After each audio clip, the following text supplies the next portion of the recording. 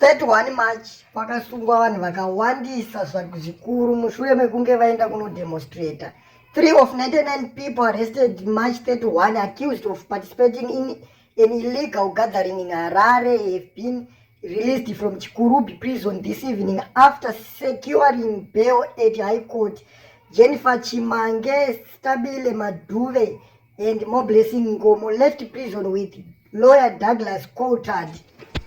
Ndofunga murungozi kuti vabuditsa vanhu 3 chete pavanhu 99 ndo vabvumidzwa kupiwa bail out. Vamwe vacho vese vachiri mukati. Ndo zvinhu zvatinogara tichitaura tichiti ZANU-PF inongopfidzisa vanhu, asi chokwadi ndechekuti vanhu vanenge vasina mhosva, asi inenge ichida kupfidzisa vanhu kuitira kuti vanenge vakasara kunze vakaona kuti vanhu vari kupfidza, vanhu vanenge vakuramba kuenda kuzvinhu zvakafanana neizvozvo zvekunoratidzira. Asi tinondoziva kuti nyangwe tikaregedza kuenda kunoratidzira zvakangofanana nekuenda kunoratidzira oiswa hako mukati, nekuti ari mukati wacho neari kunze takangofanana. Kunze kwacho hakutori na freedom, vatori mukati vacho vanogona vatori nani, nekuti vanenge vachitoziva kuti ndagara handisi free nechekudhara, pane kuti munhu uti ndiri free uri panze but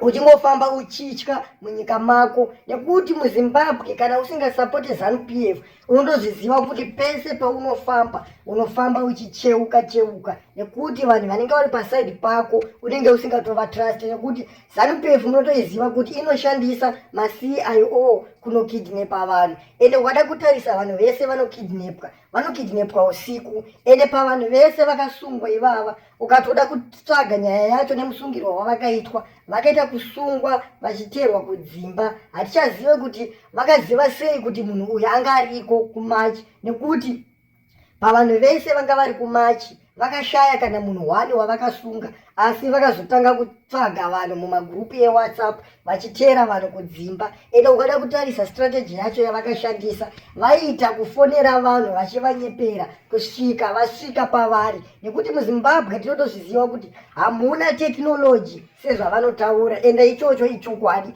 Asi nekuti vanhu vemuZimbabwe vagara vane nzara nechekudhara, vanongofonerwa voofwa something kusvika vasvika paposition vosvika uchisungwa. Ndomusungirwo unoitwa vanhu muZimbabwe, nekuti unongona kungofonerwa uchinzi takupromisa basa, takuwanira basa, kana kuti tine hamba yako yatatumirwa toda kusvika peuri.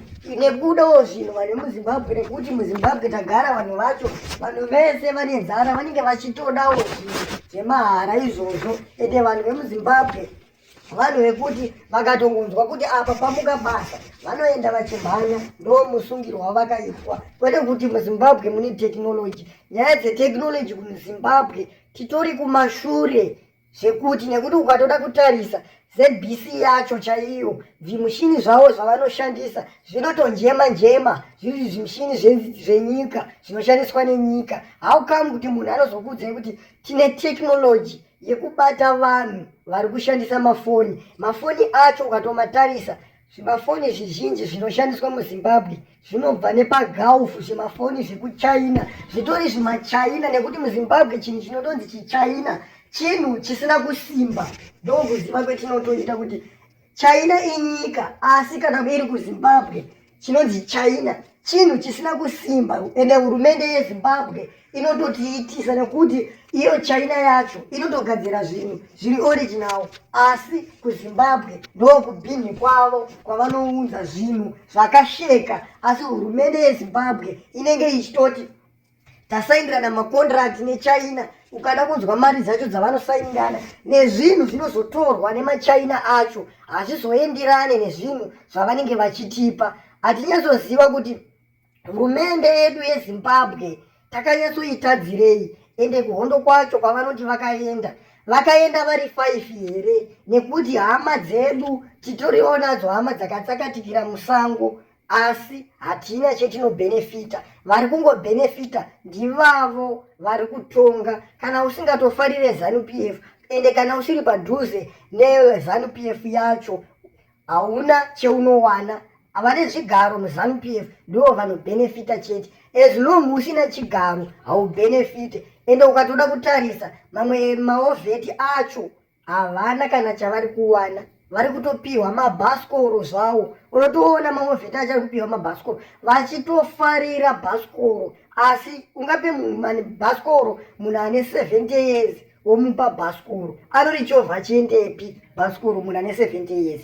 Haatogone kukwira pamusoro pebhasikoro racho. Asi unoshaya kuziva kuti hurumende yedu takaitadzirei. Ende ukatotarisa hurumende yacho inototuma ana Tungwarara vane maGD6, asi Tungwarara haana kana kuhondo kwaakaenda, ende haatozive kurara musango semamwe makomredzi akaenda kuhondo. Asi makomredzi iyayo havana kana chinhu chavari kuwana, vanhu vari kutosafa vari kumamisha kwavanotogara ukoko. Ende ukatoda kutarisa dzimba dzacho dzavanotogara, unotoona kuti generation yedu isusu tiri kutoti tiri kutambura tikatenge nani, nekuti vanhu ivavo havana chinoratidza kuti vakaenda kuhondo. Ende vamwe vacho havachatofarire ZANU-PF yacho, vakatongoda kutaura vachionesana sezvinhu zvavakasainirana vari kuhondo, vanenge vakutonzi muri vapanduki, ende vanenge vakutodiwa zvekuti vanemwe vacho vanenge vada kutoiswa mukati.